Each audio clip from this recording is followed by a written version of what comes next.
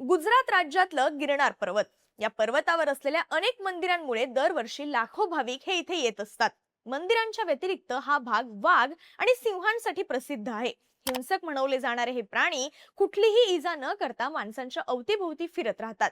मानवी वस्तीच्या अगदी जवळून जाऊन सुद्धा ते कधीच कुणाचं नुकसान करत नाहीत, हे या भागाचं वैशिष्ट्य मानलं जातं. पण गेल्या काही काळापासून ही परिस्थिती बदलत चालली आहे. सिंहांनी माणसांवर हल्ले करण्याचं प्रमाण दिवसेंदिवस वाढत चाललंय.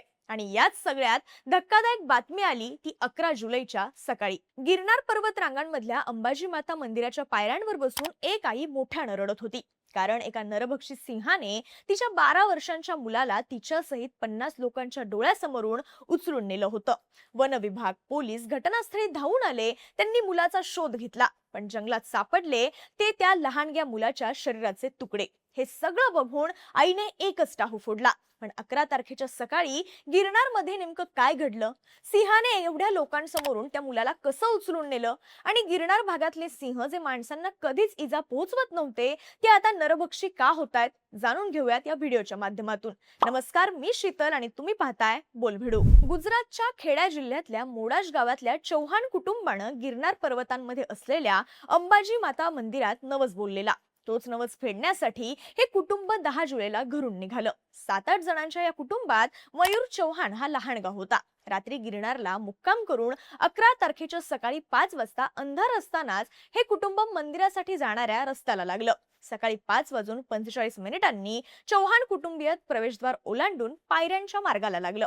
चौहान कुटुंबियांसोबत बाकी ठिकाणांवरून येणारे 50 पेक्षा जास्त लोक सुद्धा होते. बाहेर रिमझिम पाऊस सुरू होता, पण पायऱ्यांवर शेड असल्यानं भाविकांना पायऱ्या चढणं सोपं जात होतं. लहानगा मयूर त्याचे काका अनिल कुमार चौहान यांच्या हाताला धरून पायऱ्या चढत होता.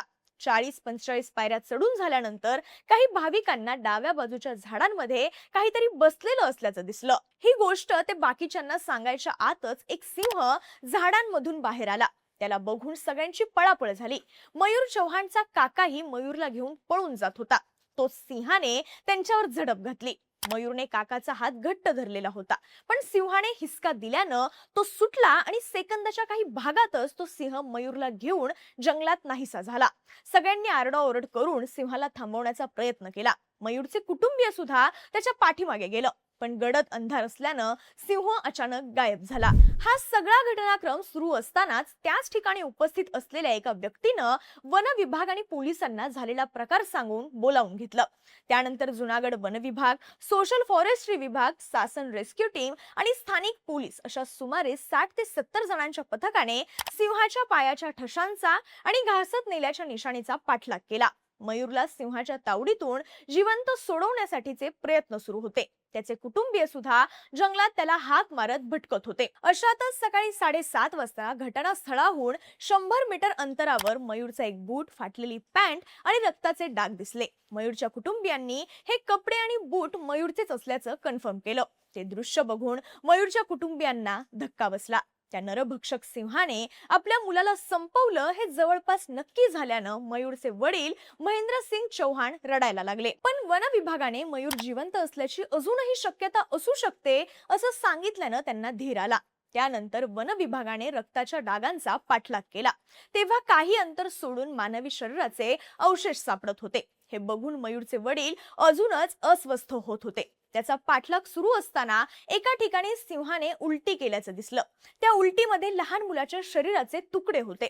ज्यानंतर वन विभागाने मयूर सिंहाची शिकार झाल्याचं कन्फर्म केलं. पायऱ्यांच्या प्रवेशद्वारावर रडत बसलेल्या मयूरच्या आईचे आधीच रडून रडून हाल झाले होते.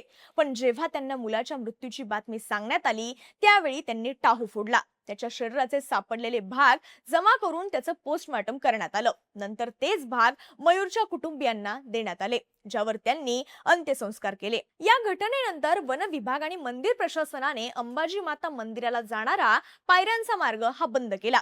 जे भाविक आधीच मंदिरात गेले होते त्यांना परत येण्यासाठी जटाशंकर मंदिराच्या रस्त्यानं उतरायला सांगितलं. मयूरचा मृत्यू झाला होता, पण मयूरला नेमकं कोणत्या सिंहानं शिकार बनवलं हे तपासण्यासाठी व्हायरल होणाऱ्या व्हिडिओचा आधार घेत त्या सिंहासारखे दिसणारे 3 सिंह 11 जुलैच्या दुपारपर्यंत ताब्यात घेऊन जुनागडच्या शक्करबाग प्राणी संग्रहालयात पाठवण्यात आले. त्यातल्या कोणत्या सिंहाने मयूरला संपवलं, तो सिंह ह्याच जंगलातला आहे का, या आधी त्यानं दुसऱ्या कुणावर हल्ला चढवला होता का, तो नरभक्षक होता का, ह्याबद्दल वेगवेगळ्या तपासण्या केल्या जाणार आहेत.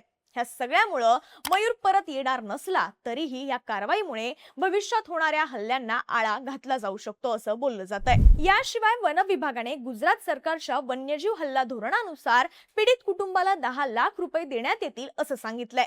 या घटनेनंतर भाविकांच्या सुरक्षेसाठी वन विभाग जिल्हा प्रशासनासोबत मिळून मंदिराला जाणाऱ्या 2000 पायऱ्यांना दोन्ही बाजूंनी लोखंडाची जाळी बसवून दिवसा आणि रात्री जास्त वनरक्षक तैनात करणार असल्याचंही सांगितलं जात आहे. पण या सगळ्यात प्रश्न हा पडतो की कधी काळी माणसांच्या सोबत राहणारे सिंह माणसांवर हल्ले का करायला लागलेत. तर गेल्या काही वर्षांची आकडेवारी बघता गुजरात राज्यात 2020 ला 674 सिंह होते, पण 2025 ला ही संख्या 891 वर गेली. म्हणजे सिंहांची संख्या गुजरातमध्ये झपाट्याने वाढतीये. सिंहांची संख्या एवढी वाढली आहे की ते आता मुख्य जंगलाबाहेर पडून जवळपास 35,000 चौरस किलोमीटरच्या परिसरात पसरलेत. वनक्षेत्र आणि शिकारीसाठी वन्य प्राणी सुद्धा कमी झाल्याने हे सिंह पाणी आणि शिकारीच्या शोधात मानवी वस्तीच्या जवळ येत आहेत. पूर्वी हे सिंह भटकत भटकत मानवी वस्तीत आले तरी कुणाला इजा न करता परत जायचे, पण आता जंगलात अन्न शिल्लक न राहिल्याने ते माणसांवर हल्ले करायला लागलेत असं सांगितलं जात आहे. 2020 ते 2025 च्या दरम्यान एकट्या गिरनार भागात सिंहाने केलेल्या हल्ल्यात 12 जणांचा मृत्यू आणि 70 पेक्षा जास्त जण गंभीर जखमी झालेत. शिवाय ह्या सिंहांनी 4000च्या वर गायी, म्हशी, बैल, बकऱ्या अशा प्राण्यांनाही संपवलंय. यातले 65% हल्ले हे 2022च्या नंतरच झाले. म्हणजे गेल्या 4 वर्षांपासून हल्ल्यांच्या प्रमाणात वाढ झालीय. गुजरात सरकारकडून एशियन सिंह वाचवण्यासाठी वेगवेगळ्या उपाययोजना करण्यात येत आहेत. त्याचा परिणाम म्हणून सिंहांची संख्या झपाट्याने वाढली, पण त्यांच्या संख्येनुसार त्यांना राहण्याची आणि अन्नाची व्यवस्था करणाऱ्या जंगलांचं क्षेत्र वाढवलं नसल्यानं त्यांच्यातलाच एक सिंह अंबाजी माता मंदिराच्या पायऱ्यांवर येऊन बसला आणि त्यानं छोट्या मयूरला त्याच्या आई वडिलांच्या डोळ्यासमोरून उचलून नेलं. माध्यमांशी बोलताना मयूरच्या कुटुंबियांनी ह्यानंतर अशा दुर्दैवी घटना टाळण्यासाठी सरकारने ठोस उपाययोजना कराव्यात एवढीच मागणी केली आहे. हा सिंह मंदिराच्या पायऱ्यांच्या एवढ्या जवळ पोहोचल्यानं वन विभागाच्या कार्यपद्धतीवर प्रश्न उपस्थित केले जात आहेत. त्यामुळे आता वन विभाग हे हल्ले रोखण्यासाठी वेगळे आणि ठोस निर्णय घेणार का हे पाहणं महत्त्वाचं ठरणार आहे. दरम्यान गिरनार मधल्या या घटनेबाबत तुम्हाला काय वाटतं? तुमची मतं आम्हाला कमेंट करून सांगा आणि माहितीपूर्ण व्हिडिओ बघण्यासाठी बोलबिडूच्या YouTube चॅनेलला सबस्क्राईब करायला विसरू नका.